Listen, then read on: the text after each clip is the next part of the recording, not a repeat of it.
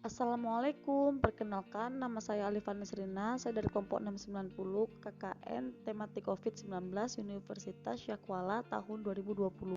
Kegiatan saya hari ini adalah melakukan wawancara bersama narasumber salah satu dosen Fakultas Hukum Universitas Syakwala yaitu Bapak Dr. Yanis Rinaldi SHM Hum mengenai desa tanggap COVID-19.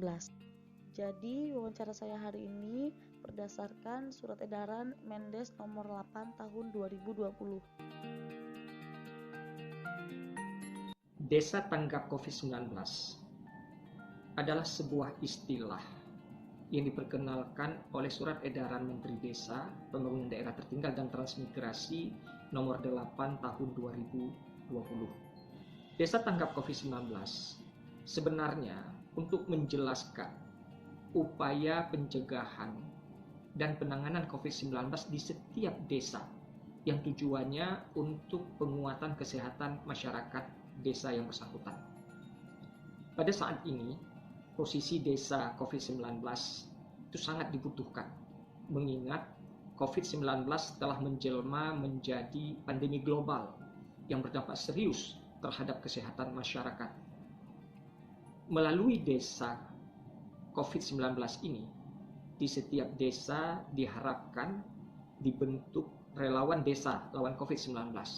Tim relawan desa ini pada dasarnya ada 3 tugas yang diemban. Yang pertama adalah melakukan upaya pencegahan atau sering disebut dengan upaya-upaya preventif. Kemudian yang kedua, melakukan upaya-upaya penanganan. Dan yang ketiga, melakukan upaya-upaya koordinasi terkait dengan upaya pencegahan. Yang pertama adalah melakukan edukasi kepada masyarakat terkait COVID-19. Edukasi ini dapat dilakukan dalam bentuk kegiatan-kegiatan sosialisasi. Misalnya terkait dengan gejala COVID-19, bagaimana cara penularannya, dan bagaimana langkah-langkah untuk melakukan pencegahan. Kemudian yang kedua, mendata penduduk yang rentan sakit seperti orang tua, balita, serta orang yang memiliki penyakit menahun, penyakit tetap, dan penyakit-penyakit kronis lainnya. Kemudian mengidentifikasi fasilitas-fasilitas yang ada di desa yang dapat dimanfaatkan untuk ruang isolasi.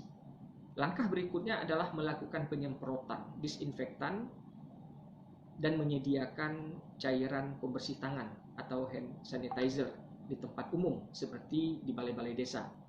Kemudian menyediakan alat-alat kesehatan untuk mendeteksi sejak awal atau sejak dini dan juga sebagai upaya perlindungan dan pencegahan penyebaran wabah dan penularan COVID-19. Kemudian juga menyediakan informasi terkait dengan penanganan COVID-19, misalnya memberikan nomor telepon rumah sakit rujukan, kemudian nomor-nomor ambulan, dan lain sebagainya. Dan kegiatan yang tidak kalah pentingnya adalah mendeteksi sejak dini penyebaran COVID-19 dengan memantau pergerakan masyarakat melalui misalnya mencatat siapa saja tamu yang masuk ke desa. Padat karya tunai desa sesungguhnya merupakan program pemerintah berupa kegiatan pemberdayaan masyarakat desa, khususnya yang kurang mampu, bersifat produktif yang mengutamakan pemanfaatan sumber daya, tenaga kerja, dan teknologi lokal untuk menambah pendapatan, mengurangi kemiskinan, dan meningkatkan kesejahteraan masyarakat. Padat karya tunai desa ini akan sangat membantu kehidupan ekonomi masyarakat desa dan juga bisa mendukung ketahanan pangan di masa pandemi COVID-19 ini. Melalui kegiatan padat tunai desa ini diharapkan dapat menyerap tenaga kerja dalam jumlah besar dengan memberikan honorarium atau upah langsung tunai kepada tenaga kerja yang terlibat, baik secara harian maupun tenaga kerja mingguan, sehingga dapat memperkuat daya beli masyarakat, meningkatkan pertumbuhan ekonomi dan kesejahteraan masyarakat. Jawabannya dapat.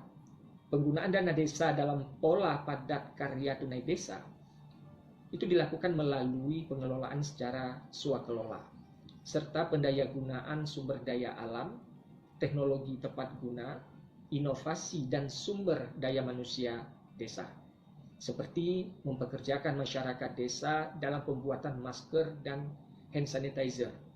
Para pekerja diprioritaskan adalah anggota keluarga miskin, pengangguran, dan setengah penganggur, serta anggota masyarakat yang marginal lainnya. Jawabannya dapat.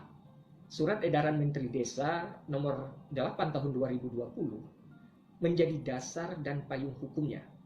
Perubahan anggaran pendapatan desa yang menggeser belanja bidang dan subbidang lainnya yang sudah dianggarkan sebelumnya untuk penanggulangan bencana dan keadaan darurat. Pada desa-desa yang masuk dalam kategori wilayah keadaan yang luar biasa COVID-19, maka APBDes, anggaran pendapatan belanja desa, dapat langsung diubah untuk memenuhi kebutuhan tanggap COVID-19 di desa yang bersangkutan. Kriteria keadaan luar biasa ini itu biasanya nanti akan diatur secara khusus melalui peraturan bupati ataupun wali kota mengenai pengelolaan keuangan desa.